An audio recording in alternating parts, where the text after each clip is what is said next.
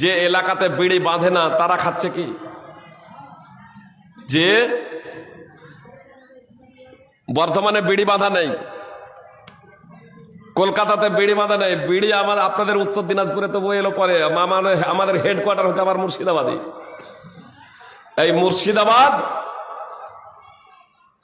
আর এই মালদা, দক্ষিণ দিনাজপুর, উত্তর দিনাজপুর নদীতেও সেরকম এই বিড়ি বাঁধা। তো যারা বিড়ি বাঁধে না তারা খেতে পায় না। কি বলছেন? রুজির মালিক আল্লাহ, রুজির মালিক আল্লাহ। অনেক বিড়ি কন্ট্রাক্টর বা বিড়ির যারা বিজনেস করতো তারা ব্যবসা বন্ধ করে দিয়েছে, তো তাদের সংসার চলে না। অবশ্যই আপনার সংসার চলবে আপনি যদি বৈধ পন্থায় যদি উপার্জন যদি করেন, তাহলে বৈধ পন্থায় আপনার কাছে রুজি আসবে। আর অবৈধ পন্থায় যদি আপনি উপার্জন করেন তাহলে অবৈধ পন্থায় আপনার কাছে রুজি আসবে। তাহলে আসবে ততটাই যতটা আপনার ভাগ্যে নির্ধারিত আছে, অতিরিক্ত না। আপনি ইমানদার, আপনাকে আল্লাহ রুজি দেবেন না? ইব্রাহিম আলাইহিস সালাম মক্কাতে প্রার্থনা করছেন আল্লাহর কাছে, আল্লাহ যারা ইমানদার তাদের রুজি দেবে, আল্লাহ যারা ইমানদার তাদেরকে রিজক দেবে, খাদ্য দেবে।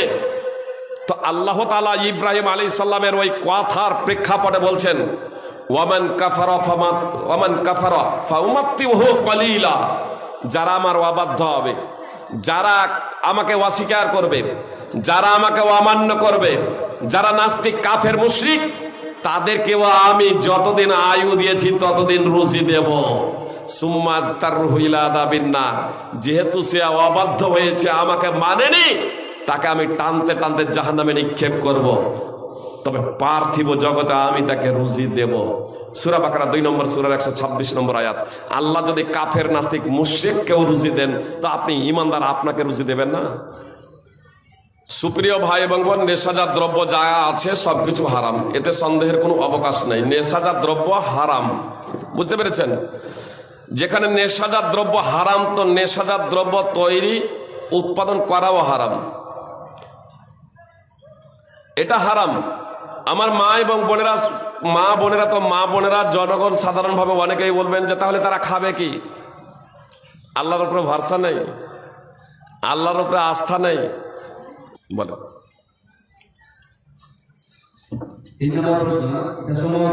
মহিলা তরফ থেকে এসে দ্বিতীয় হওয়ার 10 দিন পর হালকা সাদা স্রাব হচ্ছে, তাতে নামাজ হবে কি? যে সাদা স্রাব যদি হয়, সাদা স্রাব যদি হয় তাহলে নামাজ পড়া বন্ধ করতে হবে না। সাদা স্রাব হওয়া অবস্থায় নামাজ, রোজা, কোরআন তেলাওয়াত, জিকির আজকার সবকিছু করতে থাকবে। অবশ্য প্রত্যেক ওয়াক্তের সময়ে যদি গোসল করা সম্ভব হয় করবে, এটা জরুরি না। না হলে প্রত্যেক ওয়াক্তে যখন নামাজ যখন পড়বে প্রত্যেক ওয়াক্তের সময় পরিষ্কার পরিচ্ছন্ন হয়ে ওযু করবে, গোসলটা জরুরি না। সাদা স্রাব যদি হয় তাহলে সেই সময় নামাজ পড়তেই হবে। অবশ্য যখন ঋতুর অবস্থায় থাকবে, মাসিকের অবস্থায় থাকবে, অথবা নেফাসের অবস্থায় থাকবে, তখন নামাজ পড়তে হবে না, রোজা কাজা করতে হবে। সেই অবস্থায় রোজা, ফরজ রোজা কাজা করতে হবে। কিন্তু 5 ওয়াক্তের নামাজ নেফাস এবং ঋতুর অবস্থায় মাপ। অবশ্য সাদা স্রাব হলে সেই অবস্থায় নামাজ আদায় করতে হবে। মাসুদ ব্যক্তি কি দোয়ায়ে সানা করতে পারে? প্রশ্ন প্রকাশ হোক। আসসালামু আলাইকুম। বললাম আমরা যে মাসুদ ব্যক্তি ধরেন একা ছুটে গেছে, সে কি দোয়ায়ে সানা করতে পারে?